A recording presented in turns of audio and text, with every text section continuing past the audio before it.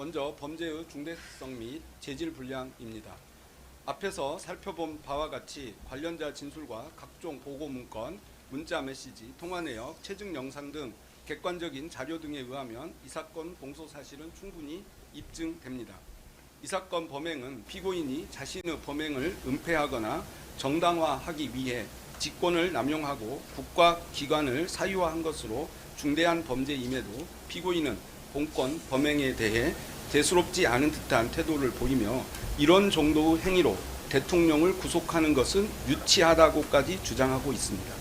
그러나 대한민국의 대통령으로서 헌법과 법질서 수호의 정점에 있어야 할 피고인이 국민의 신임을 저버린 본인의 범행에 대해 부끄러워하고 반성하기는커녕 그 불법성을 애써 감추기에 급급한 모습만을 보이고 있습니다. 오히려 피고인은 수사기관의 수사권이나 법원의 재판 관할, 입법 수집 증거 등과 관련된 주장을 하며 교묘한 법기술을 내세워 사건의 본질을 흐리고 형사처벌을 면해보려는 시도만 하고 있습니다. 대한민국은 민주공화국이고 모든 권력은 국민으로부터 나오며 대통령의 권한 역시 국민으로부터 부여받은 것으로 권력 분립의 원칙에 따라 입법부, 사법부의 견제와 통제를 받고 행정부 내에서도 각종 절차와 기능에 따라 견제와 통제를 받는 것이 마땅합니다. 우리 헌법은 행정부 내에서의 대통령 권한 행사 통제 장치로 국민의 기본권에 중대한 영향을 미치는 사항에 대한 국무회의 심의 제도와 대통령의 국법상 행위에 대한 문서주의 및 부서주의를 규정하고 있습니다. 제왕적 대통령제를 바꾼다는 명목으로 막대한 예산을 들여 대통령실을 청와대에서 용산으로 옮긴 피고인이 오히려 제왕적 대통령제를 견제하기 위해 우리 헌법이 마련한 통제 장치를 전혀 따르지 않은 것입니다. 헌법을 수호하고 법치주의를 실현해야 할 피고인이 국민이 부여한 권한을 아전인수격으로 남용하여 이 사건 범행을 저지름으로써 대한민국의 법질서가 심각하게 훼손되고 피고인을 신임하여 대통령으로 선출하였던 국민들은 큰 상처를 입었습니다.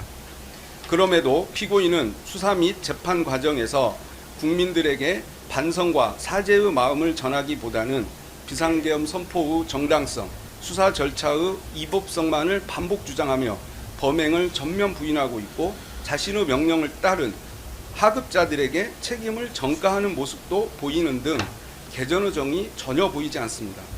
따라서 피고인으로 인해 훼손된 헌법 질서와 법치주의를 바로 세우고 다시는 대한민국 역사에서 최고 권력자에 의한 이와 같은 권력 남용 범죄가 재발하지 않도록 피고인에게 법이 허용하는 엄중한 책임을 물어 헌법 제11조 제1항 모든 국민은 법 앞에 평등하다를 실현할 필요가 있습니다. 다음은 구체적인 구형량에 대해서 말씀드리겠습니다. 이 사건 공소 사실에 적용된 제명과 적용법조 법정형은 다음과 같고 경합범 가중을 할 경우 피고인에게 최대 징역 11년 3개월을 선고할 수 있습니다. 먼저 이 사건 공소 사실 중 체포방해 관련 특수공무집행 방해, 직권남용 권리행사 방해, 범인 도피 교사에 대해 살펴보겠습니다. 이들 죄는 상상적 경합 관계에 있기 때문에 가장 법정형이 중한 특수공무집행 방해를 중심으로 검토하겠습니다. 대법원 양형위원회의 공무집행 방해 범죄 양형 기준에 따르면 비난할 만한 범행 동기, 단체 다중의 이력을 보인 경우, 피해를 입은 공무원이 다수인 경우, 공무방해의 정도가 중한 경우, 반복적 범행, 피지자에 대한 교사, 계획적 범행 등 다수 가중 양형 인자가 존재하므로 가중 구간 1년에서 4년에 해당합니다.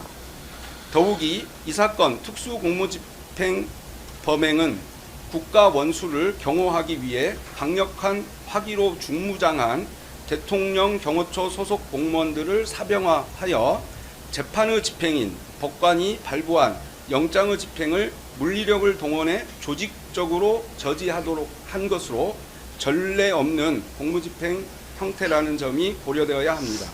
따라서 체포방해 관련 범행의 경우 피고인에 대하여 보다 엄중한 책임을 묻지 않을 수 없으므로 양형위원회의 양형구간 1년에서 4년보다 중한 징역 5년을 선고함이 타당하다고 판단됩니다. 다음으로 국무위원 심의권 침해, 허위 공보, 비합본 현출 방해 관련 직권남용 권리행사 방해, 대통령 경호법 위반 교사 범행에 대해 살펴보겠습니다. 이 부분 범행은 모두 피고인이 대통령으로서 권한을 남용한 직권남용 성격의 범죄들로서 이에 대한 대법원 양형위원회의 양형 기준은 없으나 앞서 살펴본 바와 같이 대통령의 권한 행사에 대한 사전 통제 장치인 국무회의 심의를 무력화한 점, 위헌 위법한 비상계엄을 선포를 호도하고 왜곡된 여론을 형성하기 위해 외신 기자들에게 허위의 사실을 알린 점, 자신이 공범들과 범행에 사용한 비합본의 통화 기록 등 정보를 인멸하려고 시도한 점, 대통령이라는 막강한 지위를 이용한 범행이라는 점 등 중대한 범죄에 해당한다는 점이 고려되어야 합니다. 따라서 이와 같은 점들과 법정형 등을 고려할 때 이들 범행에 대하여 징역 3년을 선고함이 타당하다고 판단됩니다. 마지막으로 비상계엄 선포문 허위 작성 관련 허위 공문서 작성, 허위 작성 공문서 행사 등 범행에 대해 살펴보겠습니다.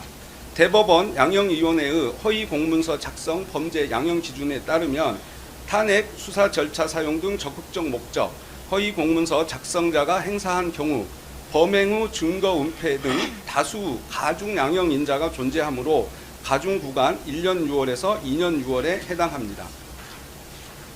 특히 이 부분 범행은 피고인이 대통령의 국법상 행위에 대한 헌법상 통제 장치인 문서주의, 부서주의를 전혀 준수하지 않았음에도 이를 사후에 은폐하기 위해 허위의 공문서를 작성하여 탄핵 심판 또는 수사 절차에 사용하려고 하였고 이후 문제가 될 것을 우려하여 이를 무단으로 폐기까지 한 것으로 재질이 매우 불량합니다. 이와 같은 양형위원회의 양형구간, 범죄의 중대성 등을 고려할 때 이 부분 범행에 대해 징역 2년을 선고함이 타당하다고 판단됩니다. 이상의 선고형을 종합하면 이 사건 공소사실 전체에 대하여 피고인에게 징역 10년을 선고함이 타당합니다. 이상과 같이 증거들에 의해 공소사실 전부에 대해 합리적 의심 없이 증명이 이루어졌으므로 피고인에 대하여 유죄 판결을 선고하여 주시고 피고인의 이 사건 범행들은 그 범정이 무겁고 죄책이 중하므로 피고인에게 징역 10년의 형을 선고하여 주시기 바랍니다. 이상입니다. 예, 변호인 변론하십시오. 재판장님, 변론에 앞서 두 가지 정도 말씀 좀 드리겠습니다.